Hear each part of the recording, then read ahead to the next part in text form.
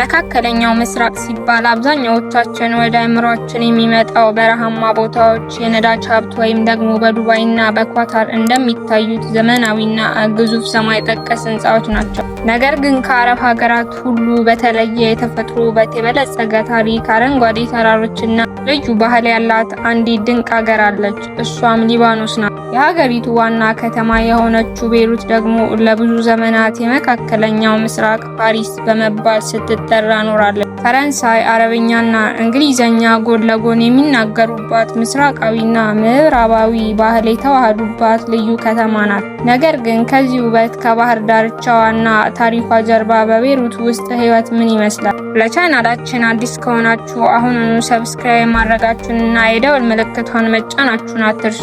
ቤይሩት በሜዲትራኒያን ባህር ዳርቻ ላይ የምትገኝ ሲሆን በዓለም ላይ ካሉ በጣም ጥንታዊ ከተሞች አንዷ ናት። ከ5000 ዓመታት በላይ እድሜ ያላት ይህች ከተማ በፍንቅያውያን፣ በሮማውያን፣ በኦቶማን ኢምፓየር እና በፈረንሳይ አስተዳደር ስር አልፋለች። እያንዳንዱ ገዢ ኃይል በከተማዋ ላይ የራሱን አሻራ ጥሎ አልፏል። በተለይም ከሁለተኛው የዓለም ጦርነት በኋላ የነበረው የፈረንሳይ አስተዳደር በከተማዋ ስነ ህንፃ፣ በአኗኗር ዘይቤ፣ በትምህርት ስርዓትና በቋንቋ ላይ ትልቅ ተጽዕኖ አሳድሯል። ለዚህ ነው አብዛኞቹ የሊባኖስ ዜጎች ከአረብኛ በተጨማሪ ፈረንሳይኛና እንግሊዘኛ አቀላጥፈው የሚናገሩ። በቤይሩት ውስጥ ስትዘዋወሩ የከተማዋን ሁለት የተለያዩ ገጾች ታያላችሁ። በአንድ በኩል ዘመናዊ በፈረንሳይ ዘይቤ የተገነቡ ካፌዎች፣ የምሽት ክለቦችና ውድ የፋሽን መደብሮች ያሉበት ገጽ ሲሆን፣ በሌላ በኩል ደግሞ ጥንታዊ መስጊዶች፣ አብያተ ክርስቲያናትና ታሪካዊ ቦታዎች ይገኛሉ። በአንድ ጎዳና ላይ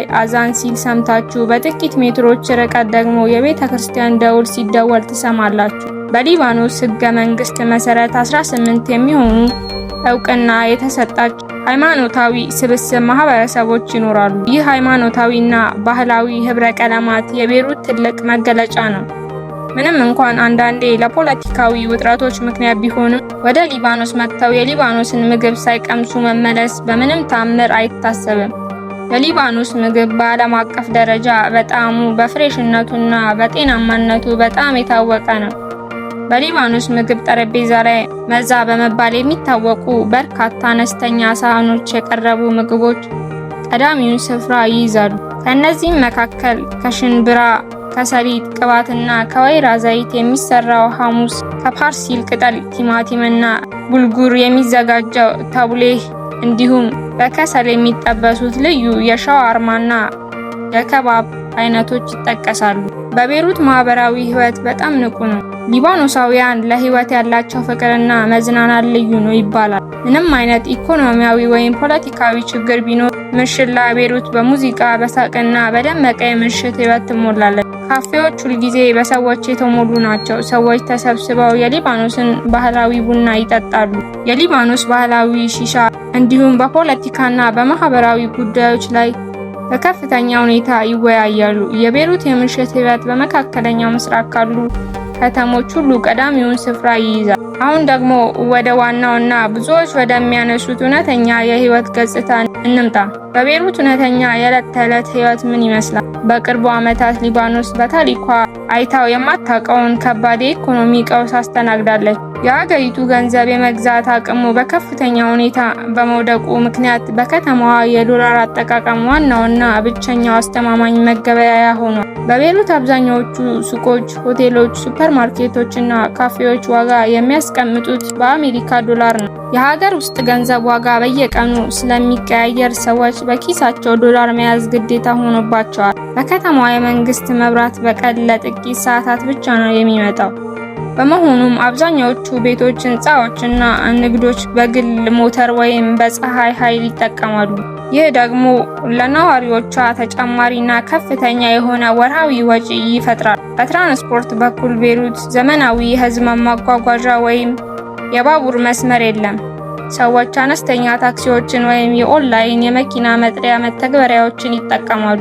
የመንገድ መጨናነቅና የነዳጅ ዋጋ መናወጥ የከተማዋ ሌላኛው ፈተና ነው። ለአንድ ሰው ወይም ለቤተሰብ በቤይሩት ለመኖር በወር ምን ያህል ገንዘብ ያስፈልጋል? ግምታዊ ወጪዎችን በዝርዝር እንመልከት። በአሁኑ ሰዓት በቤይሩት መካከለኛ ሰፈር ውስጥ የአንድ ክፍል አፓርትመንት ቤት የቤት ኪራይ በወር ከ300 እስከ $700 ይደርሳል። ለመብራት፣ ለጄኔሬተር እና ለአጠቃላይ አገልግሎቶች በወር ከ100 እስከ $250 የሚወጣ ሲሆን ለምግብና ለቤት ዕቃዎች ደግሞ ከ200 እስከ $400 ይፈልጋል። በተጨማሪም ለትራንስፖርት ከ80 እስከ $150፣ ለኢንተርኔት ስልክ ከ30 እስከ $60 ይመደባል። በአጠቃላይ አንድ ሰው በቤይሩት መካከለኛ ህይወት ለመኖር በወር ከ800 እስከ $1200 ሊያስፈልገው ይችላል።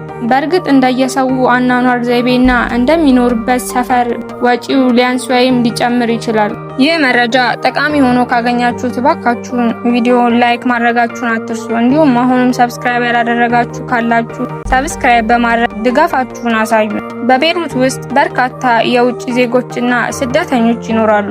በተለይም የኢትዮጵያውያን ማህበረሰብ በሊባኖስ ረጅም ታሪክ ያለውና ትልቅ ቁጥር ያለው ነው። አብዛኞቹ ኢትዮጵያውያን በቤት ውስጥ እርዳታ፣ በሆቴልና ሰርቪስ ዘርፎች፣ በካፌዎችና በንግድ ስራዎች ላይ ተሰማርተው ይገኛሉ። በቤይሩት እንደ ዳውራ ባሉ ሰፈሮች በርካታ የሀበሻ ምግብ ቤቶች፣ የኢትዮጵያ ሱቆችና የቡና ፍላጎቶችን የሚያሟሉ ቦታዎችን ማግኘት የተለመደ ነው። ምንም እንኳን የኢኮኖሚ ቀውሱ በሁሉም ነዋሪዎች ላይ ጫና ቢፈጥርም የኢትዮጵያውያን ማህበረሰብ እርስ በርስ በመደጋገፍ በማህበራት በመደራጀት እና በጥንካሬ ህይወቱን ሲመራ ይታያል።